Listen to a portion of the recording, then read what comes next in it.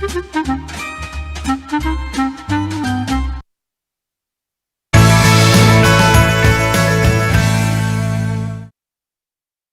back. This is the Monday edition of the nation's most revered breakfast show, Good Morning Namibia. IntraHealth Namibia is a Namibian non-profit organization and a leading local partner in public health. It works with stakeholders at all levels of society, including the Ministry of Health and Social Services, the Ministry of Gender Equality and Child Welfare, as well as the Ministry of Education, Arts and Culture.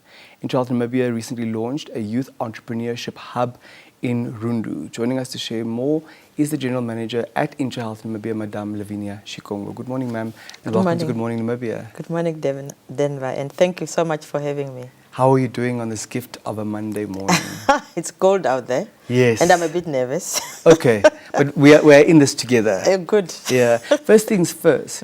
So this hub was launched in Rundu in the Kavango East region. Right. What is it all about? So IntraHealth Namibia and Project Hope Namibia are leading the implementation of a program called REACH, yeah, Reducing HIV Vulnerability, Integrated Child and Youth Health in Namibia. It's a PEPFAR-funded project through USAID, and one aspect of that is to look at strengthening resilience, yeah, among youth.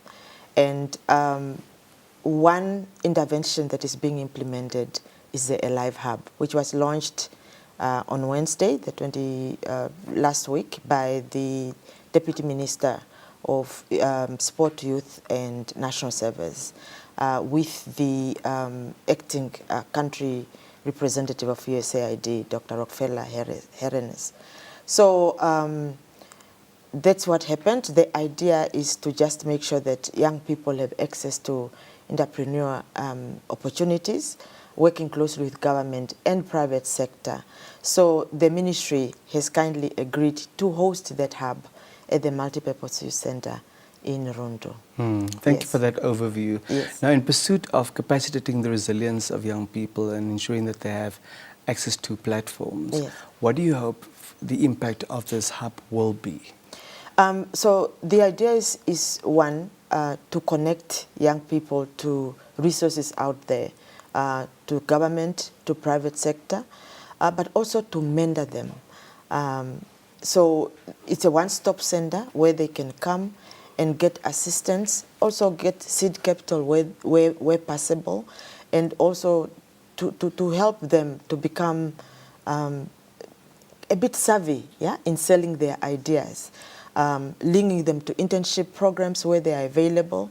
There are private sector companies out there, the banks. I think it was First National Bank which talked about internship for young people. We hear about youth schemes, credit youth schemes in the ministry, which I think is being implemented. The Deputy Minister last week mentioned that is actually happening and going on. So it's also for us to link with those resources on the ground. But we need private sector to play a key role here. We need them to also provide funding where possible, to provide mentorship skills, to provide soft skills so that this can happen. So young people out there who are unemployed, we want them to have access to opportunities, especially to existing resources. We'll be mobilizing the private sector in particular to provide seed capital, to provide mentorship, to establish those linkages with internship programs. So there is a committee, there's an advisory committee which is running this at each hub, because the hub in Rundu is not the only one. The Nkurenkuru Town Council has also kindly provided space, so there is also a hub there. So who will be mobilizing? So as part of the program implementation, we will be mobilizing private sector partners and all other partners on the ground. Regional councils, for example, the governor of Kavango East was also there at the launch and has committed to provide support. We met with the governor of Kavango West also last week. She has agreed, and she actually wants her office to be part of the advisory committee so that we can mobilize resources through government, through private sector, through civil society organizations, So everybody in society to actually make sure that this works. So we as the program implementers with our partners will actually do that. Yeah, but this is something that also government will play a key role in. And other partners on this program include, of course, Ministry of Health, Ministry of Education, as we have outlined them, but also Ministry of Home Affairs, because they are very critical in ensuring that our young people have the documents that they need in order to access the resources that are available out there. Absolutely. Now we know of the 2 hubs now in the capital of Kavango East in Rundu and the capital of Kavango West in Kurinkuru. Right. Are those the only 2 for now, and are there plans to take it to the rest of the country? The plans are actually to expand, especially because, as I said, so IntraHealth Namibia is priming or is providing leadership in Kavango West and Kavango East on the implementation of Reach Namibia, while Project Hope is providing to Komas, Oshikoto, Oshana, Ohangwena, Zambezi, and others. They are in 6. And IntraHealth Namibia is also a clinical partner on that program. So at least for IntraHealth Namibia, the idea is to expand in the 2 Kavango regions to various places. For example, we now have a partner in Divundu who is willing to support us. The regional councils and the constituency councillors are also saying, please come. So we just need to try and expand and get resources and go to as many places as possible where we are needed.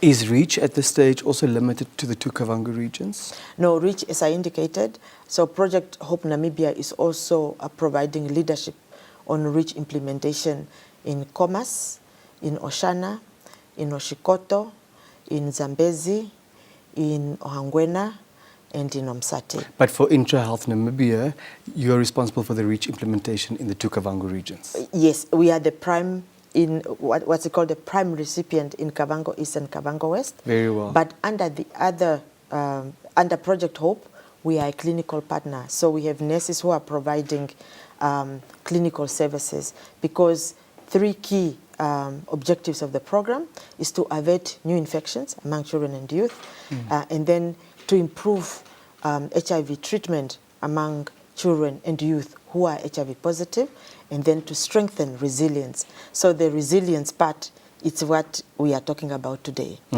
entrepreneurship part of it, addressing unemployment, because as you know, because of the higher HIV cases in Namibia, especially in the past, a lot of children have become vulnerable and have become orphans. And as a result, we also have a higher unemployment. So how do we make sure that we address those issues and those orphans and vulnerable children and youth become more resilient to such, yes. Now, one would not want this to be a 1-day or a 2-day or a 1-year initiative. Right. One would want this to be sustainable. Right. Talk to us about those prospects, please, briefly. So, as I have indicated, this is a PEPFAR-funded through USAID initiative, but we work very closely with the government of Namibia, various ministries. So the idea is that once the donor steps aside, this can be sustained within government. And that's why private sector is Namibian private sector, government is a private sector. So one aspect... Government is public sector. Government is public sector, I'm sorry. So government is here, yeah? It's a government of Namibia. So they can sustain and retain and make sure that whatever interventions are funded continue. So capacity development is a key aspect of it, and ownership, to ensure that there is ownership, which means that we need to make sure that those who are implementing are Namibians and they have the capacity to continue implementing even beyond donor funding. Any final thoughts this morning, Madam Shikongo, before we let you go? No, I think we just want to appeal to our partners, especially private sector, to please come out and support us and support these initiatives to make sure that young people have access to employment, are able to actually do their own business and have the skills they need. They also need mentors. So if you have done it before, please come out and support us. Thank you so much for your time. Thank you for sharing your expertise this morning. Thank you for the great work that you're doing. May these entrepreneurial hubs be a resounding success and also reach other regions other than the 2 Kavango regions. Thank you very much for having me. Ewa. Bye-bye. Have a good one. You too, thank you. Thank you. Madam Lavinia Shikongo, she's the General Manager of IntraHealth Namibia, talking to us about entrepreneurial hubs that were established in both Rundu and in Nkuru, and the plan is to roll this out to the rest of the country to ultimately capacitate the resilience